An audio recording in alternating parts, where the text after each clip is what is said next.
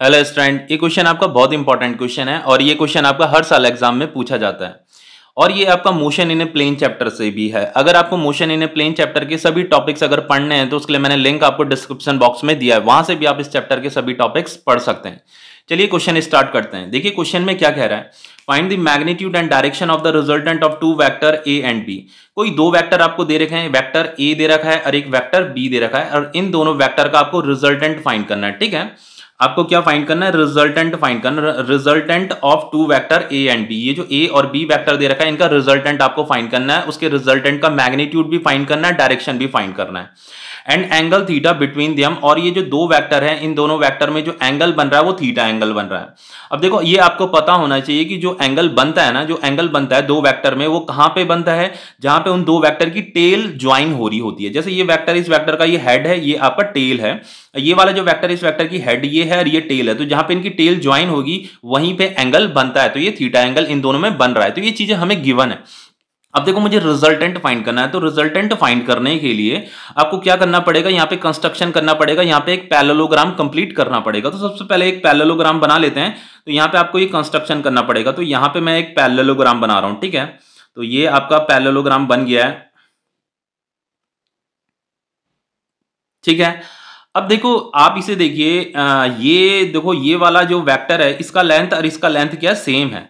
तो अगर इसका जितना लेंथ है उतना ही इसका लेंथ है, तो ये अगर b इसकी वैल्यू b है तो इसे भी मैं b बोल सकता हूं। ठीक है, अब देखो दूसरा क्या करना है, यहां पे आपको क्या करना है, आपको रिजल्टेंट फाइंड करना है। तो जब ये पैरेललोग्राम कंप्लीट हो जाता है तो रिजल्टेंट कहां से बनाया जाता है, तो यहां पे ये जो इन दोनों वेक्टर की जो ये टेल ज्वाइन हो रही है ना, ये जो ज्वाइन हो रही है, यहां से आपको एक नया वेक्टर प्रोड्यूस करना है, इस डायरेक्शन में ये प्रोड्यूस करना है। ठीक है, ये जो नया वेक्टर है यही आपका क्या है, रिजल्टेंट है, यही आपका रिजल्टेंट है। ये जो नया वेक्टर बना है यही रिजल्टेंट है। इस रिजल्टेंट के लिए मुझे यहाँ पे इक्वेशन बनानी है, एक नया फॉर्मूला बनाना है कि इस रिजल्टेंट को कैसे करके कैलकुलेट किया जाए।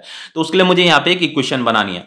इसके बाद क्या करना है, आपको यहाँ पे एक राइट एंगल ट्रायंगल कंप्लीट करना पड़ेगा। ठीक है, तो राइट एंगल देखो बनाने के लिए आपको फिर अगेन यहाँ पे एक कंस्ट्रक्शन करना पड़ेगा। इस तरीके से यहाँ वर्टिकली डाउनवर्ड एक लाइन प्रोड्यूस कीजिए और यहां से भी एक लाइन प्रोड्यूस कीजिए, तो यहां पे एक राइट एंगल ट्रायंगल ये बन जाएगा। ठीक है, तो सबसे पहले इनकी नेमिंग कर देते हैं। ये आपका O हो गया, ये आपका P है, ये आपका N है, और इसे कर देते हैं चलो Q मान लेते हैं इसे। ठीक है, अब देखो इससे आगे क्या करेंगे, और इसे S मान लीजिए। इससे आगे क्या करेंगे, देखो यहाँ पे देखो आपका यहाँ पे ये थीटा एंगल फॉर्म हो रहा है, तो ये अगर थीटा एंगल फॉर्म हो रहा है तो ये भी आपका थीटा ही होगा। ठीक है, क्यों होगा थीटा, क्योंकि ये जो पी क्यू है ये किसके पैरेलल है, इसके पैरेलल है। ये दोनों की दोनों लाइन क्या है, पैरेलल है, और ये जो है आपकी ट्रांसवर्सल लाइन है। तो जितना एंगल यहाँ पे बनेगा उतना ही एंगल यहाँ पे भी बनेगा। क्लास 10th में तो पढ़ा होगा ना इस चीज के बारे में। अब देखो इससे आगे क्या करेंगे, मुझे इस रिजल्टेंट के लिए इक्वेशन बनानी है। तो देखो इसकी इक्वेशन आप तभी बना पाओगे जब हमारे पास राइट एंगल ट्रायंगल होगा। तो यहाँ पे दो राइट एंगल ट्रायंगल है, देखो एक राइट एंगल ट्रायंगल तो ये है और एक राइट एंगल ट्रायंगल आपका ये है। दो राइट एंगल ट्रायंगल यहाँ पे हमें दिखाई दे रहा है। तो मुझे क्या करना है, सबसे पहले देखो इस राइट एंगल ट्रायंगल को देखो, तो ये जो राइट एंगल ट्रायंगल है पूरा का पूरा, यहाँ पे मुझे ये ओपी की वैल्यू तो पता है, ओपी कितना दे रखा है, यहाँ पे ओपी की जो वैल्यू है वो ए के बराबर है। ये जो ओपी है उसका जो मैग्नीट्यूड है वो क्या ए है, और ये जो पी क्यू है, पी क्यू का जो मैग्नीट्यूड है वो किसके बराबर है, बी के बराबर है। ठीक है, अब देखो ये जो ओ क्यू है, ओ क्यू तो मुझे ओ क्यू जो मैंने आर मान रखा है इसके लिए तो मुझे इक्वेशन डिराइव करनी है। बस मुझे यहाँ पे पी एन फाइंड करना है और ये क्यू एन फाइंड करना है। ठीक है, पी एन भी फाइंड करना है एंड क्यू एन भी फाइंड करना है। पहले इन दोनों को फाइंड कर लेते हैं, देन इसे आगे सॉल्व करना शुरू करेंगे। तो देखो पी एन कैसे फाइंड होगा, तो सबसे पहले ये पी एन फाइंड करने के लिए इस वाले राइट एंगल ट्रायंगल को ले लीजिए। In right angle triangle P N q, देखो कॉस थीटा क्या होता है, कॉस थीटा का फॉर्मूला होता है बेस अपॉन हाइपोटेन्यूज। तो आपकी बेस ये हो गई, हाइपोटेन्यूज ये हो गई, तो बेस यानी कि p n upon P Q. तो ये finally cos theta is equal to क्या हो जाएगा, बेस पी एन मुझे फाइंड करना है, इस पी एन की वैल्यू मुझे यहाँ पे फाइंड करनी है। तो P N divided by P Q कितना दे रखा है, बी दे रखा है, तो ये हो गया आपका बी। तो P N is equal to क्या हो जाएगा, बी कॉस थीटा। तो ये पी एन आ गया आपका बी कॉस थीटा। तो इसे मैंने इक्वेशन फर्स्ट बोल दिया। इस इक्वेशन का भी हम थोड़ी देर के बाद यूज करेंगे। अब देखो मुझे यहां पे ये क्यू एन भी फाइंड करना है, तो क्यू एन भी फाइंड कर लेते हैं। तो again in right angle triangle P N Q, आपका साइन थीटा का जो फॉर्मूला होता है वो होता है आपका परपेंडिकुलर अपॉन हाइपोटेन्यूज। तो परपेंडिकुलर आपकी ये है, हाइपोटेन्यूज ये है, तो ये Q N upon P Q.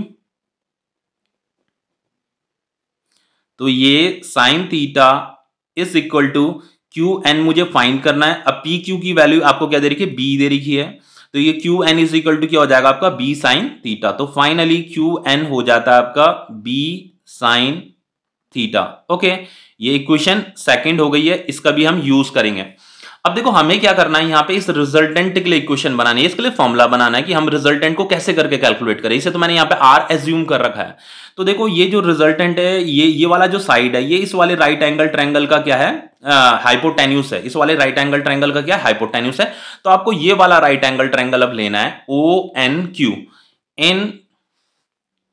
In right angle triangle O N Q, यहां पे हमें पाइथागोरस थ्योरम यूज करनी है। तो पाइथागोरस थ्योरम क्या होती है आपकी, हाइपोटेन्यूस का होल स्क्वायर ओ क्यू का whole square is equal to ये ओ एन का whole square plus Q N का होल स्क्वायर, ओ एन का whole square plus Q N का होल स्क्वायर। अब देखो इसे आगे कैसे करेंगे, ओ क्यू का whole square is equal to ये जो ओ एन है, ओ एन किसके बराबर है, ओपी प्लस पी एन। तो यहां पे लिख दीजिए O P plus P N का whole square plus Q N का होल स्क्वायर। अब देखो आगे क्या करना है, देखो ओ क्यू कितना ले रखा है, ओ क्यू मैंने कितना मान रखा है, आर मान रखा है। तो ओ क्यू की जगह में यहाँ पे आर लिख दीजिए, आर का होल स्क्वायर। ओपी देखो ओपी की वैल्यू कितनी है, ओपी इज इक्वल टू क्या है, ए है, यहाँ पे ये गिवन है ए, तो ये ए हो जाएगा प्लस पी एन कितना है, पी एन अभी हमने जस्ट फाइंड किया था बी कॉस थीटा, तो यहाँ पे बी कॉस थीटा लिख दीजिएगा whole square plus Q N कितना है, देखो क्यू एन अभी हमने फाइंड किया था बी साइन थीटा, तो ये हो जाएगा आपका बी साइन थीटा का होल स्क्वायर।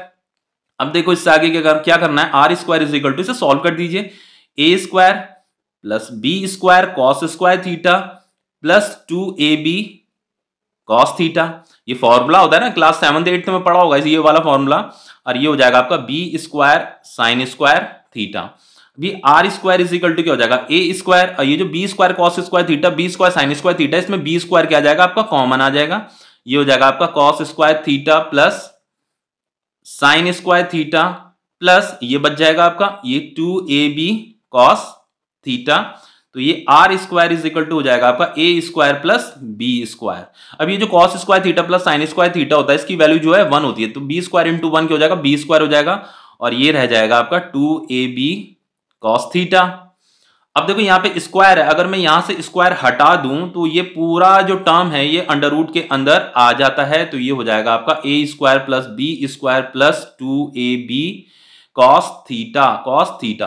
देखो ये जो रिजल्टेंट है, इस रिजल्टेंट के लिए मुझे इक्वेशन बनानी थी, यानी कि इस रिजल्टेंट का मुझे मैग्नीट्यूड बताना था। तो इस फॉर्मूले की हेल्प से आप इस रिजल्टेंट का जो है मैग्नीट्यूड फाइंड कर सकते हैं। देखो यहाँ पे क्या फाइंड करना था मुझे, find the magnitude of the resultant का मैग्नीट्यूड फाइंड करना था। तो अगर ये जो ए वेक्टर है बी वेक्टर है, इसका अगर आपको मैग्नीट्यूड पता है तो यहाँ पे पुट कीजिए, थीटा एंगल अगर आपको पता है तो यहाँ पे पुट कीजिए, आपको रिजल्टेंट मिल जाएगा। अब देखो हमें एक और चीज भी फाइंड करनी है, यहाँ पे मुझे डायरेक्शन भी फाइंड करनी है, डायरेक्शन ऑफ द रिजल्टेंट। ये जो रिजल्टेंट है ना, इस रिजल्टेंट का डायरेक्शन बताना है कि ये किस डायरेक्शन में है। तो देखो मुझे डायरेक्शन अगर बताना है तो डायरेक्शन में एंगल की हेल्प से बता सकता हूं। तो मैंने यहाँ पे ये एंगल मान लिया कि ये जो रिजल्टेंट वेक्टर है, ये जो रिजल्टेंट है इस ए वेक्टर के साथ जो है अल्फा एंगल बना रहा है। तो अगर मैं इस अल्फा एंगल को कैलकुलेट कर दूं किसी भी तरीके से, तो वही आपका रिजल्टेंट का क्या माना जाएगा, डायरेक्शन माना जाएगा। तो यहां पे मैंने ये अगेन राइट एंगल ट्रायंगल ले लिया, in right angle triangle O N Q. तो यहां पे इस अल्फा को मुझे फाइंड करना है, ये अल्फा क्या एंगल है, ए वेक्टर के साथ एंगल बन रहा है, जो इस रिजल्टेंट का ए वेक्टर के साथ ये जो रिजल्टेंट वेक्टर एंगल बना रहा है वही अल्फा है। तो हमें पता चल जाएगा कि ये रिजल्टेंट वेक्टर किस डायरेक्शन में है, ठीक है। तो ये टेन अल्फा का फॉर्मूला क्या हो जाएगा, परपेंडिकुलर अपॉन बेस। तो परपेंडिकुलर आपकी ये है, बेस आपकी ये है, तो परपेंडिकुलर आपका क्यू एन है डिवाइडेड बाय बेस ये है आपका, तो ओपी प्लस पी एन। तो ये 10 अल्फा हो जाएगा आपका, 10 alpha is equal to Q N कितना दे रखा है, देखो आपको क्यू एन दे रखा था आपको बी साइन थीटा, तो यहां पे आ जाएगा आपका बी साइन थीटा अपॉन ये ओपी का वैल्यू कितना है, देखो ओपी कहां गया आपका, ओपी कितना दे रखा, ए दे रखा, ये ओपी कितना ए है, तो ओपी की जगह में ए आ जाएगा। अब पी एन हमने ये फाइंड किया, P N is equal to कितना है, बी कॉस थीटा, तो यहां पे बी कॉस थीटा लिख दीजिए। तो यही आपका डायरेक्शन है, किसकी, रिजल्टेंट की डायरेक्शन है। इस फॉर्मूले की हेल्प से आप जो रिजल्टेंट की डायरेक्शन भी फाइंड कर सकते हैं और ये क्वेश्चन भी आपका कंप्लीट हो गया है।